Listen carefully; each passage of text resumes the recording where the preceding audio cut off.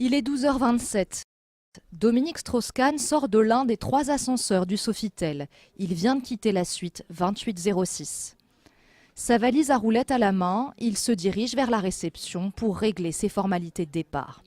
20 minutes plus tôt, il est supposé avoir agressé sexuellement Nafissatou Diallo, une femme de chambre de 32 ans. Le patron du FMI, visiblement serein sur ces images, patiente pendant que le personnel de l'accueil prépare sa note. Il paye sa facture, puis se dirige vers la sortie d'un pas affirmé.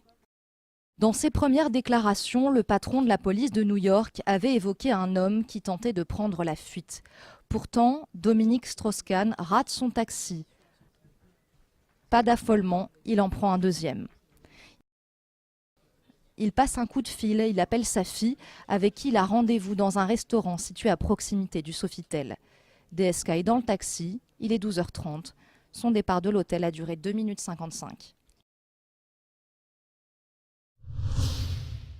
Il est 12h51, soit 45 minutes après son agression supposée par Dominique Strauss-Kahn. La femme de chambre sort de l'ascenseur, accompagnée par l'une de ses responsables et par Derek May, un agent de la sécurité.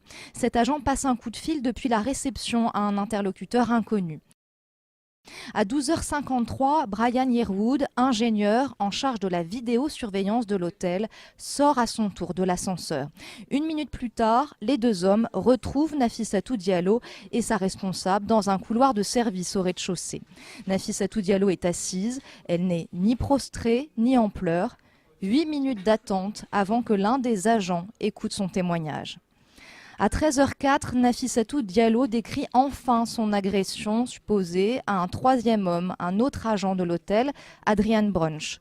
Il est dans ce local de sécurité, on ne le verra jamais à l'image.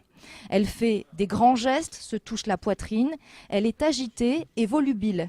L'une de ses responsables lui demande de mimer précisément la scène. Les 2 femmes s'engagent dans un jeu de rôle, la victime et l'agresseur. Puis Nafissatou Diallo se retrouve à nouveau seule. Assise, elle attend, elle semble délaissée par les autres membres du personnel. À 13h33, Adrian Brunch compose le 911, il appelle la police. 1505, commissariat. Quel est l'objet de votre appel? Alors, je voudrais signaler une agression sexuelle. Et qui est le plaignant? Nous sommes à un hôtel. Une femme de chambre a été attaquée par un de nos clients. Il y a combien de temps? Il y a à peu près 30 ou 40 minutes.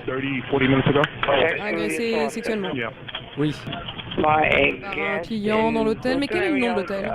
Hôtel Sofitel. Vous pouvez répéter? Sofitel. S-O-F-I-T-E-L. Après le coup de fil à la police, les 2 agents de l'hôtel, Derek May et Brian Yearwood, vont s'isoler. On les retrouve dans un autre local où ils sont seuls, sans témoins. Ils se parlent, puis soudainement explosent de joie. Ils se frappent dans les mains et s'enlacent. Derek May réalise quelques pas de danse. Un journaliste américain avait évoqué une danse de la joie de 3 minutes. La direction du Sofitel avait rectifié le tir, précisant que cette séquence durait 8 secondes.